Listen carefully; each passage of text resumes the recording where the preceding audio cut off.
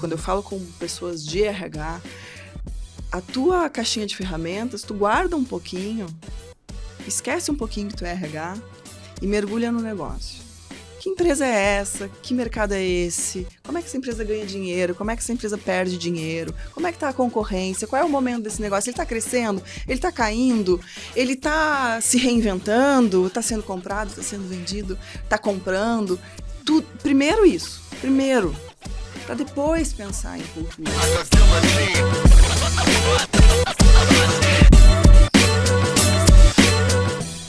Oi, turma, sejam bem-vindos. Mais um episódio do Você Está Contratado com o Gederson e a Michele Martins, que é responsável por People na Nelway. Vamos falar sobre cultura corporativa hoje, Gederson. Isso aí. Bem-vinda, Michele. Obrigada, Boa. gente. Muito obrigada pelo convite. Estou muito feliz de estar aqui com vocês. Legal, vamos lá. Olha só, então já que a gente vai falar de cultura, eu vou usar uma aspas aqui do Peter Drucker. A cultura come a estratégia no café da manhã. Né? Eu me enrolei, inclusive, porque não foi ele que falou isso. Aliás, ele nunca falou isso. Eu adorei. Né? Ele nunca falou isso. Se você entrar no site do Instituto Drucker, você vai ver isso. Drucker nunca disse que a cultura come a estratégia no café da manhã. Mas temos a aspas aqui da Michele, que vale muito também. Então, Michele, vamos conversar sobre os teus projetos de cultura corporativa. Muito bem. Eu costumava dizer, né, que estava aqui humildemente complementando o Peter Drucker, não farei mais essa piada, mas a frase que eu gosto de dizer é: a cultura e a estratégia, elas sentam juntas na mesa e comem resultado. É isso. Porque elas não podem estar separadas e nem ser vistas como rivais. E sim, esse é o desafio. Então, a gente trabalha para isso, não que aconteça naturalmente. Mas aí é que está o trabalho do estrategista de cultura. Então, o que você falou agora, a cultura existe, quer você queira ou não, quer você reconheça ou não, administre ou não. Exato. Então, a melhor coisa é você ser intencional e administrar a cultura que você quer. E a grande sacada aqui não é do pessoal de RH. É quando os líderes de negócio começam a entender isso que tu acabaste de falar. O que é cultura? Cultura eu gosto da coisa bem simples. É o jeito que a gente faz as coisas por aqui. Tá. Isso inclui tomada de decisão, isso inclui quem tu contrata, quem tu demite, especialmente porque é o sinal que tu vai dando daquilo que tu permite e o que tu reconhece. Quem tu promove. Quem promove. Né? Então, os grandes sinais da cultura é aquilo que eu permito, ou seja, aquilo que eu tolero. E às vezes isso é mais arriscado do que aquilo que eu incentivo. Uhum. Porque o que eu incentivo geralmente é intencional. Mas o que eu tolero, às vezes a gente acaba sendo um pouco complacente. E é aí que escorrega a coisa do não fazer gestão de cultura. Porque é nessas entrelinhas que a cultura se apresenta. Então, complacente é feio, né? É falta de atitude isso. Falta de atitude. É falta de atitude executiva, de liderança. A omissão, a negligência, a complacência são os piores venenos para a cultura. E eu gostei do que tu trouxe, Marcelo, porque é exatamente isso. A cultura ela vai existir. A gente precisa saber que ela precisa ser gerenciada com intencionalidade. Eu costumo dizer para o meu time que tudo que a gente faz, da menor ação, qualquer coisa, precisa ter intencionalidade. É por que a gente está fazendo isso? O que a gente quer comunicar? Porque tudo vai comunicar cultura. O jeito que tu escolhe fazer um processo. Eu vou dar um exemplo bem simples. Se a gente escolhe uma cultura que incentive protagonismo, ousadia, como é o nosso caso, como é que eu vou ter um processo mandatório de RH? Não, é obrigatório fazer isso de tal data a tal data. Eu estou sendo completamente contraditória. Então, são nessas pequenas coisas que a gente perde a mão na cultura. Porque eu quero que as pessoas sejam protagonistas, mas o processo é mandatório. Eu puno quem não faz. Então, a gente precisa ter uma cultura que incentive as pessoas a sentarem na cadeira de protagonista. E que elas vejam vantagem nisso. Não porque eu estou pedindo, mas porque é bom para elas. Então, é delegar mais, incentivar a ousadia, incentivar a inovação. Porque com a autonomia vem a responsabilidade também.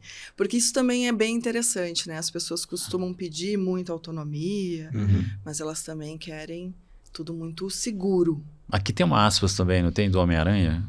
É verdade. Com grandes poderes, isso. Grandes responsabilidades. É isso mesmo. Mas sabe, eu tava te ouvindo aqui, mas uma coisa, isso que a gente está falando agora, é a nova gestão, a nova organização que dá mais autonomia, menos hierarquia, as coisas mais horizontalizadas, menos comando-controle.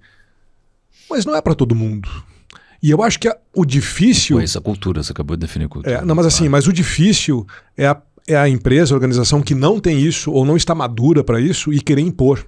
Exato. Entendeu? E do tipo assim, você, não, porque aqui, né, você faz lá um lindo código de ética e cultura e comportamento das organizações, e quando você pega para ler, aquilo não condiz em nada com o dia a dia da empresa. E aí que está o problema. Entendeu? Porque assim, você contrata uma bela de uma consultoria para escrever o teu código de ética e o comportamento, e aí principalmente da liderança, não condiz com isso que está escrito no papel. E aí começa o conflito, né? Então, assim, a pergunta que eu te faço é: o que nasce primeiro? A escrita ou o comportamento das pessoas dentro da organização? Eu acho que nasce o comportamento e se a gente não gerenciar, ele vai para qualquer lado sozinho. Porém, a escrita ela só pode nascer daquilo que tu pretende como estratégia. Então, aí vem o outro ponto, né? Cultura, para mim, é estratégia é cultura. Por quê? Isso que tu falou sobre não é para todo mundo. Nenhuma cultura é para todo mundo. Agora até deu uma... Parou um pouco, assim, esse movimento, mas ainda tem, né? Todo mundo olhando para o Vale do Silício, né? Sim. E aí todo mundo querendo copiar qualquer coisa que se fizesse no Vale do Silício. Gente, não funciona assim. Porque lá tá tudo que tem de melhor, de ponta. Para aquele tipo de negócio. Inclusive aquele copiando tipo o modelo de do Spotify, que o próprio Spotify não usa mais. Exatamente. Daí as coisas começam a se replicar, já não se sabe nem por quê. Por quê? Falta intencionalidade. Se você pegar um negócio que precisa de segurança, confiabilidade, baixíssimo apetite a risco. Tu não pode ter uma cultura absolutamente aberta, horizontal, de cocriação. Autonomia, criatividade. Não vai funcionar. Não combina com o teu negócio. Não funciona. Pode, inclusive, botar em risco o teu negócio. Lembrei de uma situação que eu vivi no mundo corporativo. Estou falando de coisa de anos 90, mas eu trabalhava numa multinacional americana na época, e a primeira coisa que eu escutei do meu chefe é: não invente. Não seja criativo. Eu estou te entregando o manual de operação da companhia e eu quero que você siga. Mas essa empresa é reconhecida por isso. Eu não quero que você... em processos e padrão. Não é para inventar, é para você seguir. Mas olha só, uma empresa tremendamente bem sucedida. Sim. Uma das maiores do uma mundo. Indústria, uma das maiores. Uma das líder do mundo, de mercado, uma das maiores do líderes de mundo. mercado, exatamente. Então funciona. Então a cultura Exato. e a estratégia. A estratégia tem que estar alinhada. Entendeu? Então, quando vem a escrita que não condiz com a realidade, geralmente é nesse tipo de case. Alguém vai dizer para essa pessoa que não é legal. Isso que tu acabaste de fazer não é legal. Dizer para as pessoas não serem criativas. Imagina, num mundo como hoje. E aí vai lá, chama a consultoria. Vamos mudar isso, porque isso não é bacana. Ferrou, né? Não vende. Isso aí para marca empregadora é péssimo. Claro, aí a pessoa se vê impelida a fazer uma mudança de cultura, porque para ficar bem na foto.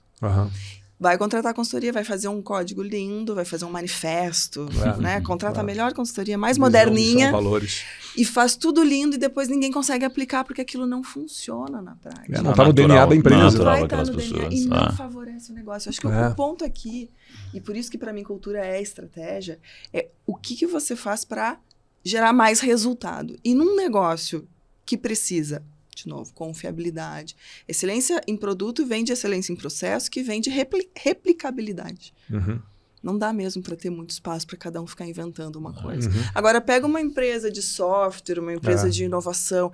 Se você quiser que todo mundo copie o que já está feito, morreu o negócio. Morreu o negócio, já nasce mortinho. Então, a gente tem que ver mesmo assim, qual é... Eu sempre digo, né, quando eu falo com pessoas de RH, a tua caixinha de ferramentas, tu guarda um pouquinho... Esquece um pouquinho que tu é RH e mergulha no negócio. Que empresa é essa? Que mercado é esse? Como é que essa empresa ganha dinheiro? Como é que essa empresa perde dinheiro? Como é que está a concorrência? Qual é o momento desse negócio? Ele está crescendo? Ele está caindo? Ele está se reinventando? Está sendo comprado? Está sendo vendido? Está comprando? Primeiro isso. Para depois pensar em cultura, para depois fazer benchmark. Eu faço essa crítica, eu sou RH, posso falar. RH adora fazer benchmark, trazer a melhor prática do momento e aplicar, sem pensar se aquilo faz sentido naquele momento do negócio. E os negócios, eles mudam muito rápido. Às vezes a gente tem que abandonar planos que a gente fez há 3 meses, porque mudou. Então a gente tem que estar com a cabeça sempre, número 1, no negócio. E não é que a gente não vai pensar nas pessoas. A gente vai viabilizar o melhor ambiente para essas pessoas criarem o melhor possível para gerar mais resultado. Gerando mais resultado, isso reverte num ambiente que favorece, que reconhece, que dá oportunidade. Então, eu gosto de usar um clichêzão, e lá na Neoway a gente usa muito, que é o ganha-ganha. A gente usa muito. Por que é clichêzão? Claro, essa frase todo mundo já ouviu 1000 vezes. Como é que a gente aplica em gestão de cultura e pessoas?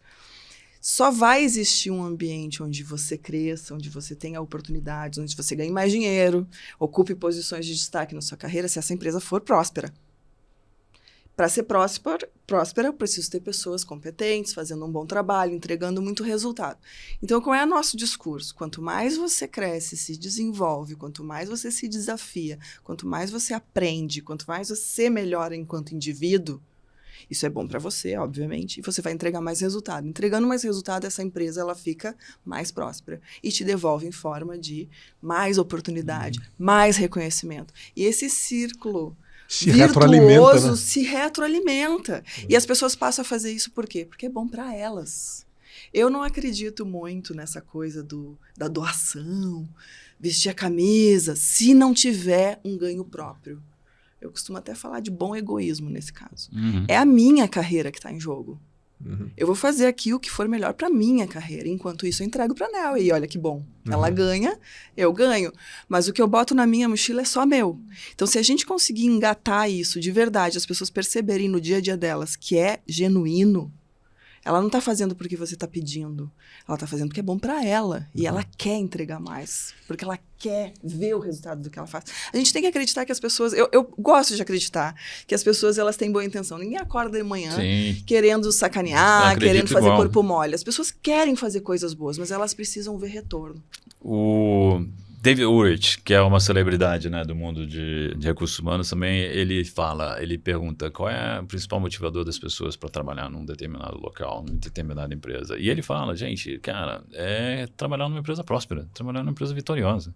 É isso que a gente quer primeiro. Né? E o resto com gente bacana. Mas isso tudo que você falou também vale para a vida da gente, né? Se não faz sentido, cara, refaz, repensa, muda a rota. E você falou uma coisa interessante que é a cultura do desapego. Né? Eu acho que a gente fica muito apegado ao status quo. É muito fácil. Agora, recentemente, a gente estava aqui conversando com pessoas que estão acostumadas a alguém mandar na tua agenda, mandar na tua rotina, né, você entrar num looping também de processo que você não precisa pensar muito, né? E quando você para pensar, tipo, nossa, isso aqui não faz mais sentido para minha vida, eu não quero mais isso, né? Então, assim, a gente também ter o clique do tipo, isso aqui eu não posso mais fazer porque isso não vai de encontro com os interesses da organização que eu tô agora, ou com os meus, e ter essa disponibilidade de mudança, que eu acho que também é a grande sacada, né? Do tipo assim. E é bem difícil, né? Para o ser humano é difícil desapegar. Difícil, E a gente gosta de coisas estáveis, de coisas que a gente já conhece. Quentinho, né? Bom, né? Quentinho, a gente está acostumado. Às vezes até é ruim, mas eu prefiro ficar no que eu já conheço. E aí eu já vou pegar até um gancho, se vocês me permitem, falando de desapego. Quando eu cheguei na Neoway em 2020, eu fiz toda a minha tratativa ali, janeiro, fevereiro, março eu comecei a encaminhar já para um fechamento da proposta, estava super animada. No dia que eu disse sim, que eu recebi a carta oferta, eu disse sim, foi o dia que começou o lockdown em Florianópolis. Poxa. Eu moro em Florianópolis e eu estava lá. Foi 13 de abril, se eu não me engano, foi o dia que chegou a minha oferta e foi o meu último dia presencial na empresa anterior. Que eu estava na empresa nesse dia, pedi demissão presencialmente, cumpri meu aviso já de forma totalmente remota e comecei a fazer a transição para a Neoway. Então, quando eu entrei na Neoway, mentira, 13 de abril foi o dia que eu entrei na Neoway, então isso aconteceu umas 2 semanas antes. Eu já entrei full remoto, com o estado de pandemia instalado, tudo que a gente tinha conversado ali com quem estava me contratando estava em xeque naquele momento, né? Tinha uma encomenda clara, mas tinha o que estava acontecendo, que era a pandemia. E qual era a encomenda? A encomenda, né, na época, o CEO foi a primeira pessoa que eu conversei, foi ele que conduziu a maior parte do processo, embora eu tenha conhecido vários executivos ao longo desses 2, 3 meses de processo. A encomenda era muito clara. Ele me contou o momento da empresa, ele tinha muito bem estruturado 3 pilares estratégicos e faltava o quarto, que era people. Ele tinha growth, né, toda a parte de crescimento, vendas, receita, estruturado. Ele tinha governance, toda a parte de risco, compliance, toda a parte de operações muito bem estruturada. E a parte de tecnologia e inovação também estava andando, né? A empresa estava bem em termos de resultado e de produtos, etc. Faltava people. Não que não existisse, já existia um time, lá a gente chama de gente de gestão, GG. O time de GG já existia, mas ele tinha um nível quase transacional de dia a dia. Né? Faltava esse posicionamento como um pilar estratégico do negócio. Bom, quando ele me vendeu isso, eu já quis comprar, porque para mim, se pessoas não é visto como um pilar estratégico, nem me convida. Né? Então, assim, um negócio que estava apoiado em 4 pilares, e um deles era pessoas e cultura, era onde eu queria estar. E aí era uma questão de posicionar estrategicamente esse tema como algo realmente fundamental para esse business acontecer, crescer, etc. E atingir seus objetivos. Não como algo que ali no dia a dia existe, porque, enfim, as pessoas pedem. Falei, bom, vou entrar. Tinha toda uma ambição, tinha toda uma estrada para correr e tinha muita coisa para fazer. Quando eu cheguei, então, existia esse time, existia a encomenda e a gente estava na pandemia. Primeira coisa que eu disse para o time, esqueçam tudo que vocês planejaram até aqui. O mundo que vocês planejaram isso não existe mais. A gente vai precisar reformular tudo. Ah, mas o projeto tal que estava previsto há não sei quanto tempo e que a gente estava prometendo e que as pessoas estão esperando. Essas pessoas que estão esperando agora, elas estão com outras preocupações. E nós precisamos olhar para essas preocupações. Esse negócio, nesse momento, está com outro foco e a gente precisa olhar para esse foco. Derruba tudo. Claro que para quem está chegando é um pouco mais fácil, né? O pessoal sofreu. O pessoal sofreu, assim, tanto que a gente teve bastante reformulação nesse time também. Só colocar uma coisa que você não precisa esperar uma crise para ter esse tipo de reflexão, né? Do que está agregando valor para o teu negócio. Sempre. É permanentemente olhando o teu portfólio de produtos e serviços para ver se aquilo ainda faz sentido para o teu negócio. Mas acho que na dor isso foi um aprendizado. Não, aí é imperativo, aí quase que você não tem escolha. Ou você muda ou você quebra. Exato. Eu acho que ali naquele momento com o time, com o meu time, a experiência foi muito transformadora para quem passou pelo processo, assim, de poder revisar os próprios valores. Mas se você não faz essa revisão por que eu faço isso? Periodicamente, você vai ter uma morte lenta e sofrida, né? Isso só vai se dar conta lá na frente, né? Mas no momento de crise é isso, né? Ou muda ou muda. E sabe o que foi interessante? No fim, o motivador foi a pandemia e a gente teve que fazer um planejamento um pouco ajustado para aquele momento, sem perder de vista a encomenda do pilar estratégico de pessoas e cultura. Mas, assim, esquecendo um pouco o cenário pandêmico, eu entrei. Eu não trabalho sem diagnóstico, eu acho que a gente tem que ter um tempo. Eu pedi para o meu líder, na época, o CEO, 90 dias. Ao final de 60, eu disse para ele já tá ok, vamos começar trabalhando, porque já deu para ver, né? Foi muito intensivo também, acho que o fato de estar todo mundo remoto me deixou hiper focada, então eu conversei com muita gente. E o que eu encontrei nesse diagnóstico, bem superficialmente, assim? De um lado, um time de gente de gestão sobrecarregado, com muitos projetos, muitas tarefas, todo mundo sem tempo e muito abalado na sua autoestima porque não era reconhecido. De um outro lado, a gente principalmente... faz tanto e não nos reconhece.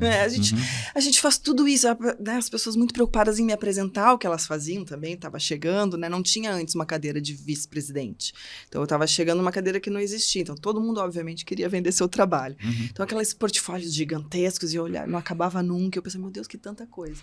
Fui falar com os clientes, e principalmente focando em lideranças, as pessoas diziam, eu não sei o que esse time faz.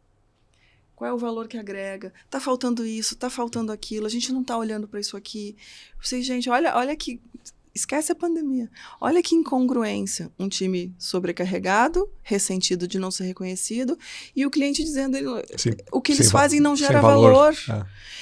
Ninguém tinha parado para pensar nisso. Então, derrubar tudo foi muito fácil naquele momento, com a justificativa da pandemia, da minha chegada, de nova estratégia, de novo diagnóstico.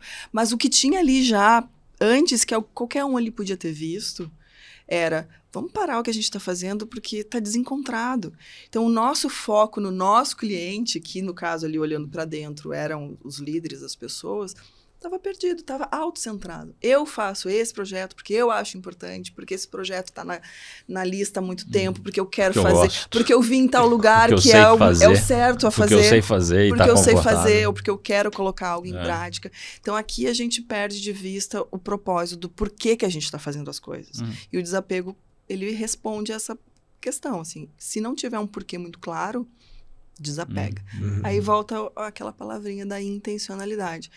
Menor ação que tiver sendo feita precisa ter intencionalidade conectada à estratégia. E sabe outra coisa que me veio agora também? E tudo isso permeia numa palavra que a gente fala muito aqui, que é confiança. Porque se você não gera confiança, se esse CEO, se esse líder não gera confiança no time também, como que eu vou desapegar? Porque assim, cara, é como se você se atirasse num projeto ou numa orientação de alguém que está te dizendo, não, é esse o caminho. Mas se você não confia, você também não desapega. Então é uma questão de, cara, e como você cria, né, essa confiança e conseguir dizer para um time, chegando agora, você, te pegando como exemplo, né, você chegou para... Você disse que foi mais fácil naquele momento você tombar tudo e recomeçar. Mas e aí? Como é que você passou essa confiança para o teu time para dizer, pessoal... Mostrando? Trabalhando. E isso não foi só com o meu time, foi com o meu CEO e com o time de executivos, né? Já tinha um time de executivos formado também na expectativa de quem é essa pessoa que vai chegar para fazer isso que a gente está esperando há muito tempo. Então, de uma área já desacreditada, então, outro assim, obstáculo que e você tinha que vocês superar. sabem, né? RH tem... Assim, tu tem que se provar. Ninguém chega... Tu não chega as pessoas já dizendo, nossa, o RH arrebenta. Não, todo mundo dizendo... Primeiro desconfia, para depois tu realmente pegar a confiança. E aí é fazendo. O que eu fazia, né? Eu tinha muitas essas conversas com esses executivos e cansava de ouvir assim, nossa... Porque entrava numa conversa, falava de negócio, e aquela pessoa ficava, nossa, eu nunca tive uma conversa assim com o RH, né? Que não está falando de recrutamento e seleção, treinamento e desenvolvimento, cargos e salários. Não, eu queria saber do business. A pessoa já começa a confiar, já te olhar diferente. Ela está interessada no que a gente faz aqui. E eu sempre colocando isso. O que eu vou fazer é para viabilizar o que tu tem que fazer. O meu trabalho é fazer tudo dar resultado. E aí tu vai pegando essa confiança. E aí, claro, não basta o discurso, tem que começar a fazer. O meu CEO, por sua vez, também com toda essa encomenda bacana de pilar estratégico e tal, no dia a dia era difícil para ele desapegar do modus operandi, que era, cada um tinha uma ideia, e ele chegava para mim, olha só, fulano disse tal coisa, vamos fazer. E eu voltava para ele, lembra da nossa intencionalidade? Isso aqui, nesse momento, é perda de foco. Ele ficava desconfortável. Então, tinha um pouco daquela... Esse RH que estava lá, esse GG, estava muito ressentido também de atender todos os pedidos que eram feitos e depois não ser valorizado. Mas a gente não está lá para atender pedido, a gente está lá para ter estratégia. E o que acontecia? Cada um com uma ideia, cada um vinha e derrubava no RH. Vamos fazer? Vamos fazer. Por quê? Ninguém sabe. Depois ninguém lembrava mais. Era um não, era dois nãos. No terceiro... O próprio CEO dizia para quem dava a ideia, vamos ver com a Michelle se isso faz sentido na estratégia, porque a gente está com um foco muito claro. Qual era o foco que a gente tinha naquele momento? Estruturar estrategicamente a gestão de pessoas e de cultura como algo gerenciável, como algo viabilizador de negócio. Então, a gente tinha um momento que precisava... dentro dessa história, né? O que é estratégico? Vamos fazer ficar estratégico, isso é muito vago, né? Então, a gente precisava claramente estruturar processos bem básicos, desde a estrutura de cargos, salários, remuneração, carreira, parte de avaliação de performance. A gente precisava ter uma jornada do colaborador mais clara, mais visível. A gente precisava ter um manifesto de cultura para ter algo que nos direcionasse. Foi o primeiro trabalho que a gente fez, a gente partiu de um EVP, que é o Employee Value Proposition, né? Então, assim, a empresa precisava se posicionar. Trabalhar aqui por quê? O que a empresa dá para as pessoas? Era um momento que a gente precisava trabalhar, inclusive, a autoestima da empresa, de quem estava lá dentro e de quem a gente queria atrair, por que queria atrair, e por que você vai ficar aqui, e por que você deve vir para cá. Então, a gente partiu de um projeto de EVP, a gente fez um pouquinho diferente, então não foi um projeto de cultura. Peguei direto na veia do EVP nasceu o manifesto, do manifesto veio tudo. Que aí é aquele exemplo que eu dei, né? Se no manifesto eu estou dizendo que eu quero ser protagonista e ousado, os meus processos precisam ser incentivadores de protagonismo e ousadia, e não de dependência, e não de obediência. E aí tu começa a construir tudo isso. Enquanto isso, naquele primeiro momento eu não sabia, mas a partir de 21 e 22 começou a ficar mais claro que existia uma estratégia de vender a empresa. Então, como é que você vai vender uma empresa que tem 3 pilares estruturados e um capenga? Também fazia parte da estratégia do negócio ter uma área de cultura e pessoas muito robusta. Fortalecida, com uma imagem legal para vender. Então, eu me lembro, daí já vou pular assim, 2 anos, me lembro de sentar na cadeira naquela due diligence que a empresa que está comprando faz, senta com todo mundo para saber como é que você... E de fazer uma reunião de 2 horas apresentando tudo que GG fazia, e um dos executivos me chamar depois no privado e dizer, nossa, tu mandou muito bem nessa apresentação, eles ficaram encantados. Eu falei, a apresentação foi fácil, difícil foi construir isso aqui. Agora é de menos, né? Vender é fácil, eu passei 2 anos trabalhando para construir isso aqui, entendeu? Então, a questão é construção consolidada. E, claro, 2 anos foi bastante tempo, mas essa confiança eu conquistei entregando. E o meu time que ficou, porque aí, claro, né, a gente sabe que muda ritmo, muda propósito, muda alinhamento. 80% do time acabou rodando. Isso tem a ver com cultura também. Tem a ver, porque tem que ficar quem faz sentido ficar, Exato. quem se acha identificado. Deu o exemplo de uma empresa com outro modelo completamente diferente. É isso. Não tem modelo certo ou errado. Não. É o modelo que faz sentido para você. O alinhamento naquele momento, inclusive, né? Porque pode chegar um momento em que também você se desalinha com a cultura. E você vai embora, vai seguir e vai ser feliz em outro lugar, em outra cultura. Seja dos 2 lados. É isso. É o que você falou do ganha-ganha. Se não está recíproco, é melhor Os 2 têm que vencer. Para você que acompanha o nosso conteúdo aqui no YouTube, do webcast, do podcast da Você Está Contratado, e tem o interesse de colocar a sua marca, o nome da sua empresa, no nosso canal, entre em contato com a gente. Empresário, empreendedor, você que é executivo de uma grande empresa. Vem junto! A grande pena que eu acho disso tudo, dessa nossa fala, é não ter oportunidade para isso acontecer realmente assim no 100%, né? Porque assim... Oportunidade de emprego, oportunidade de empresa. Também, né? Por isso que tem conformação, né? Do tipo, quanto você se basta. Eu estou falando assim de camadas sociais onde a gente vive, né? De Brasil, falando de Brasil. Sim, mas imagina que lindo seria se a gente pudesse. Se a gente pudesse. Exatamente. Tipo assim, eu concordo. Marcelo, tô indo. Michele, vou com você. Não é assim, não é tão simples, né? É importante esse teu ponto, porque eu não fiz um disclaimer que eu costumo fazer. Eu trabalho na Neoway, uma empresa de tecnologia. Empresas de tecnologia em geral vivem na bolha da bolha da bolha. Sim. Porque nós estamos num Brasil, altos índices de desemprego, baixa capacitação, baixa qualificação. Mas nesse mercado a gente está sempre com muita oportunidade, pouca gente, escassez de talentos, a gente está sempre com... eu não diria que é pleno emprego, mas as pessoas têm mais opção.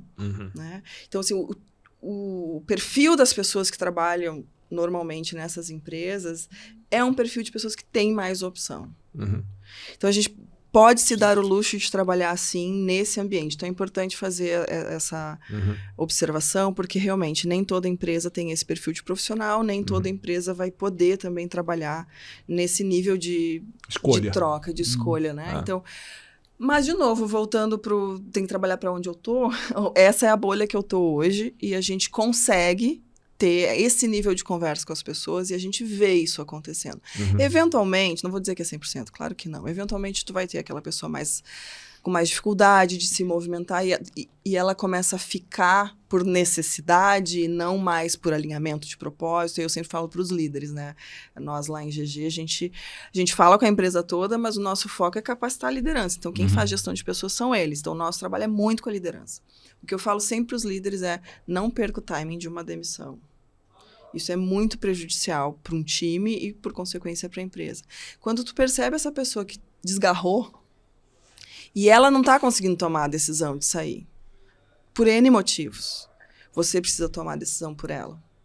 Porque esse meio tempo entre a percepção do desengajamento, do desalinhamento e a tomada de decisão, ele tem um custo muito alto para o time que fica, para a própria pessoa e depois para o resultado, obviamente. Né? Para o líder daquela pessoa. Para o líder. Também tem. Né? São mensagens que você está passando, né? Então, como você lida com isso é importantíssimo. Puxar para conversa, né? Tratar com papo reto, né? Eu falo, acho que é aquele termo, né, do radical candor. É. Eu acho que é super importante, né? Conversas cruciais, conversas difíceis, mas francas, honestas, diretas. Ontem mesmo a gente estava fazendo um papo com a liderança sobre gestão de carreira na Neoway. E as principais mensagens que eu passei foram as conversas mais difíceis que você tem que ter com seu colaborador quando está falando de carreira. A gente não está aqui para atender os desejos das pessoas, a gente está aqui para viabilizar. Mas a gente não parte do pressuposto de que eu vou fazer isso porque o Marcelo quer. Eu vou fazer isso porque a empresa precisa. Que bom se for bom para ti também. Encontrar o ganha-ganha é a partir do pressuposto de que se houver uma necessidade de negócio que casa com a tua ambição de carreira, casamento perfeito. Show, né? É para isso que a gente vai trabalhar. Agora, dificilmente eu vou criar uma posição para agradar ou promover ou reconhecer alguém. O reconhecimento é importante, mas o que vem primeiro é a necessidade de negócio. E essa conversa tem que ser clara, transparente. Necessidade de negócio e orçamento, né? Eu costumo dizer isso para as pessoas. Seria lindo promover todo mundo, mas simplesmente o orçamento ele tem um limite. Recursos são finitos. E a gente traz. Exatamente. E é um dado de realidade. Vamos falar. Então, você entrou na Neoway, fez esse trabalho. Obviamente, a cultura trouxe resultado. E agora... É bom falar, inclusive, de resultado, tá? Em 3 anos, a gente saiu do nível de qualidade em GPTW, do INPS, e chegamos ao nível de excelência. Então, foi um trabalho, foi meteórico, assim, a ascensão do nível de satisfação interna e o nível de atratividade também, porque a gente media as duas pontas. Como é que está o público interno e como é que a gente está sendo visto no mercado. Aumentou muito a candidatura para vaga, procura espontânea organicamente pela nossa empresa, a reputação da empresa melhorou. Quem saía com dor no coração de dizer, nossa, eu tô indo porque a oportunidade é muito boa, mas vou levar tudo isso de bom.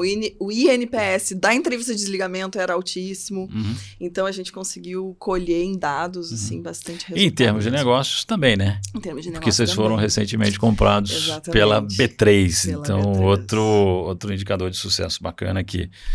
Vamos falar um pouquinho de como é o processo com a B3, como é que está sendo a fusão entre as empresas? Boa. Bom, eu dei esse exemplo da due diligence, foi com a B3, então agora.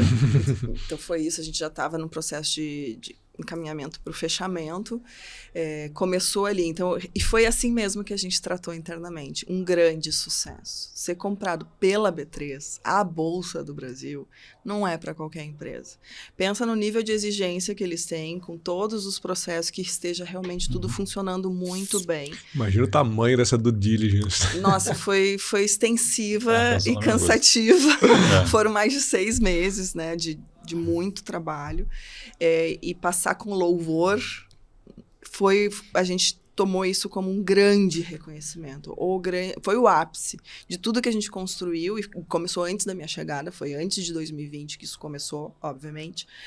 Mas chegar lá em 2020, no finalzinho de 2022, para o início de 2023, e receber essa notícia, foi a coroação da nossa evolução. Porque também, não só pelos processos, mas pelo resultado, pelo momento da empresa. A B3, com uma estratégia muito ambiciosa, né? A B3 tem um core business muito focado no mercado financeiro, bolsa, né? Balcão, etc., mas estava criando dentro uma nova vertente de negócios, que é a parte de dados, analytics, inteligência artificial, que é o que a gente faz na Neoway. E eles começaram incipiente na própria B3. Em algum momento ficou claro que o grande core business engole o novo, e eles começaram a dizer, não, a gente precisa de um bust, mas para acelerar isso a gente vai começar na estratégia de aquisições. A Neoway foi a primeira grande aquisição da B3 nesse sentido. 1 ano depois veio a Neurotech, que é outra empresa também de dados e analytics. Então hoje nós já somos um pilar maior e em crescimento. A estratégia de avançar o negócio de dados via aquisições precisava que principalmente as primeiras empresas viessem muito bem estruturadas para pegar o que já existia lá incipiente e acelerar. né? Então, o primeiro ponto foi o reconhecimento, sim, daquilo que a gente fez para aquele momento.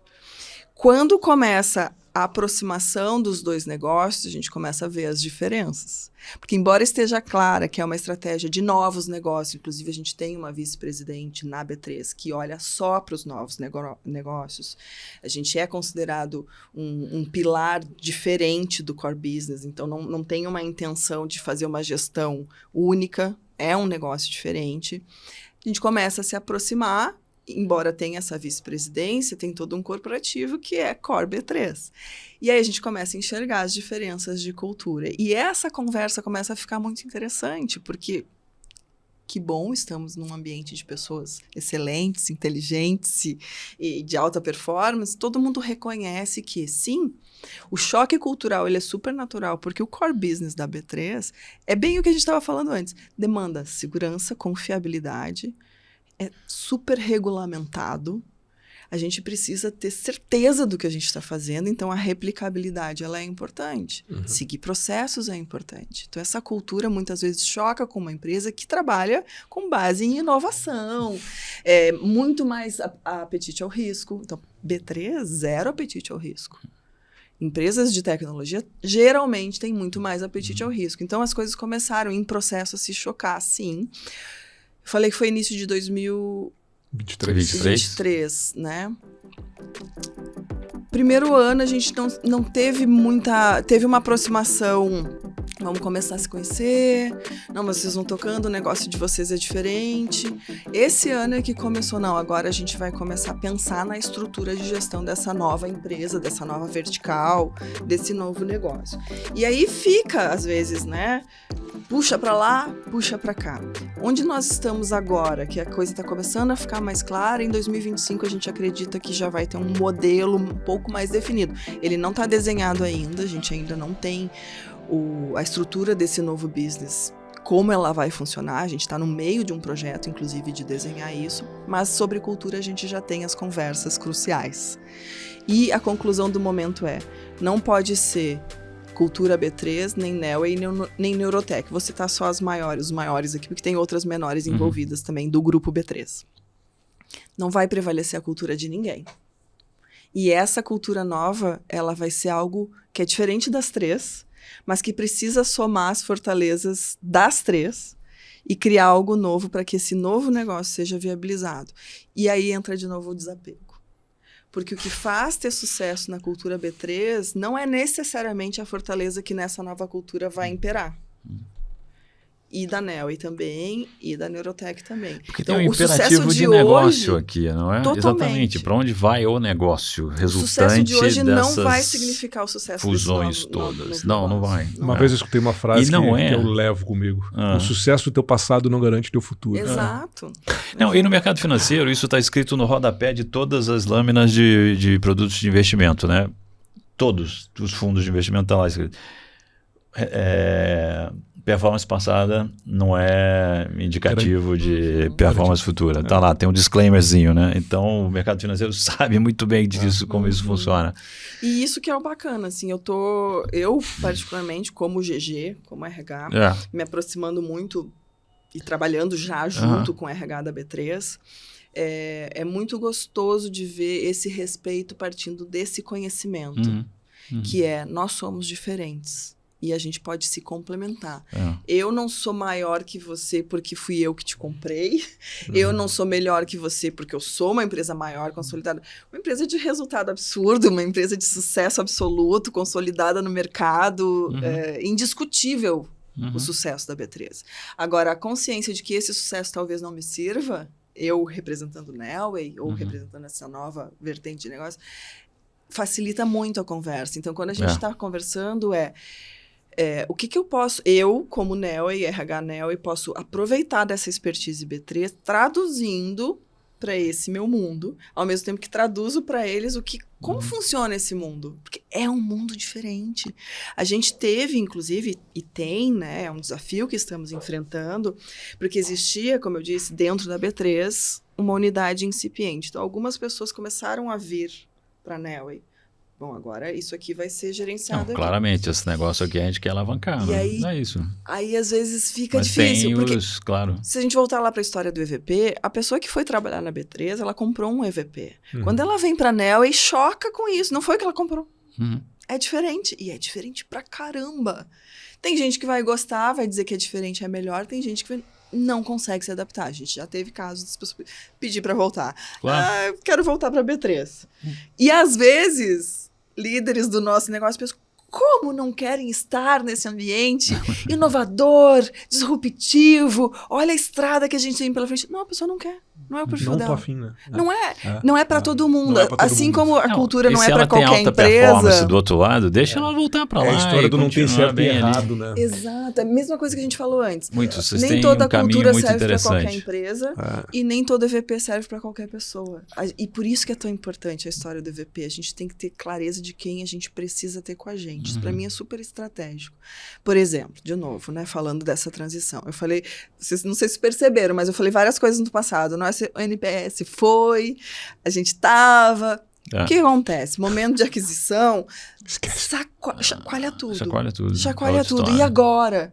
Nós É. vamos perder nosso DNA, tudo que a gente construiu e tudo que a gente... Então, tem também um apego daquela autoestima que foi muito elevada na hora da compra, mas que quando tu começa a ver uma empresa absorvendo, adquirir, começa a tomar decisões que eu não tomaria, começa a fazer um rumo diferente do que eu faria, porque naquela Nelway a gente tinha essa liberdade.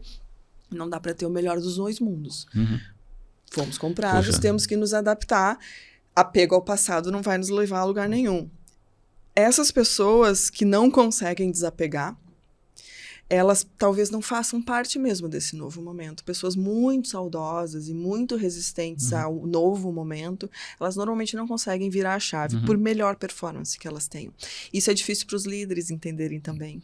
Que às vezes eles têm que deixar aí pessoas que para eles sempre Sim. foram top performer, mas que nesse momento não conseguiram fazer a virada Mas o de futuro chave. é outro, né? O futuro é outro. Então, a gente está, assim, nesse momento, tendo até uma tolerância um pouco maior com o resultado de GPTW que caiu um pouco, Claro. com o turnover que Mas aumenta faz um parte, pouco. né? Tem muita E aí a incerteza gente nesse fez momento. o quê? A gente dividiu a estratégia de turnover. O turnover é uma coisa, mas o que é o regrettable turnover? Aí tu começa a mapear exatamente, assim, onde que eu não posso perder, onde que eu tenho que ter mais cuidado, onde que eu tenho que ter mais focada, porque tem um turnover até desejado, às vezes, que é dessa parte das pessoas que Turnover não desejado vão. é ótimo também, né? Porque, exatamente, vai ter aquele momento que já desencontrou, Tá. deixa aí. Desapega também, né? Deixa aí. Acho que Legal. o tema da conversa hoje é Bom desapego. demais. Desapego. Deixa aí. E no papel de mentoria, né, de mentores que a gente tem, né, muita gente que está em empresa, que está em processo de fusão e transformação, me procura dizendo, quero ir para o mercado. Aí eu volto para a pessoa, exatamente por que você quer ir para o mercado, né? E aí a conversa vai numa direção de, peraí, um momento de fusão entre empresas é um momento único no mundo corporativo. É uma experiência única. Então, fica aí. Espera. Aprende muito com isso aí. Ajuda a dar certo. Que depois você vai ter uma história diferente para contar para o mercado. Se você for para o mercado agora, você está fugindo. Exatamente. Você está fugindo de algo. Da parte né? difícil. Que E você, tem da uma parte difícil, exatamente. Então, encara essa parte difícil. Ao contrário, alavanca isso, aproveita isso, aprende muito, faz dar certo. Que lá na frente, você provavelmente vai adorar o resultado e vai continuar, vai querer ficar. Né? Ou se não, você tem uma história linda para contar de aprendizado. E Exatamente. de projeto, de coisas que você realizou. Coloca Né? no teu portfólio esse case, né? Exatamente. Então, eu vocês gosto estão- disso também. Eu acho que a gente está... Esse no momento de vocês e é é, um sensacional, uma oportunidade enorme. A esteira é gigante, a ambição é gigante. Vocês, o apetite para esse negócio crescer é absurdo. E a gente fala assim, claro que com seus desafios, mas a gente tem esse espírito startupeiro, mas com o respaldo B3. Pensa É isso, é sensacional. Eu tô no melhor Melhor lugar, dos né? mundos, né? Melhor dos Melhor mundos, mundos do assim. tipo, E ótimo. com a B3 enxergando que um pouquinho dessa ousadia que eu não tenho aqui do meu lado, ela vai ser fundamental para esse negócio. Quando eles reconheceram, a gente não vai conseguir fazer dentro de casa, era disso que eles estão falando. Nossa cultura não viabiliza esse tipo de negócio. Olha só que estratégico. E eu ouvi isso muitas vezes na due diligence e depois, logo depois do fechamento do deal, que um dos grandes fatores que fizeram efetivar, claro que, obviamente, né, produto, tecnologia, números foram muito importantes, óbvio, mas que cultura e pessoas para eles foi algo decisivo. Eles estavam... Tanto que, assim, todas as conversas, a cultura vai mudar, eles diziam, não, a gente comprou essa cultura. Excelente. Se eu mudar essa cultura, eu tô botando fora o ativo que eu adquiri, porque eu adquiri também por causa dessa cultura. É isso. Que é um reconhecimento de que aqui dentro eu não consigo ter, vocês sabem fazer, eu não sei fazer. E que não se perca. Que não se perca. Por favor, seja guardiã. Seja guardiã disso. Exatamente. Mas Boa. tem esse papel de conciliar também. Porque aí vem a outra parte. Porque também exige um amadurecimento. A gente não vai ser startup para sempre. Sim. E tem coisas que não dá para ser só no fio do bigode, só no risco, porque não funciona mais. Porque, afinal de contas, nós somos o Grupo B13. E não podemos expor a grande mãe, né? Não podemos ser um fator de risco dentro da estratégia da B13. Então, tem coisas que mudam mesmo. E a gente tem falado, assim, eu me lembro que quando eu cheguei em 2020, eu já dizia isso, e agora, para mim, ficou mais claro que era mesmo. Que a Nelway era uma adolescente quando eu cheguei em 2020. Não era mais uma startup. Apesar de ter o espírito, não era mais uma empresa de 10 anos. Mas naquela adolescência, sabe que você não sabe? Minha mãe dizia meio barro, meio tijolo. Às vezes meio criança, às vezes quer ser adulto, mas ele tá no meio, né? E às vezes com crise de identidade, então, a voz engrossa, a voz afina. A Nelway estava nessa adolescência e ficou ali um tempo. E agora tá chamando para a vida adulta. Então, sim, tem mais processo. Sim, precisa ter as coisas mais organizadas. Comportamento de adulto, né? Exatamente, se responsabilizar mais, ter maturidade, dizer, não dá para fazer agora. Não dá para fazer de hoje para amanhã.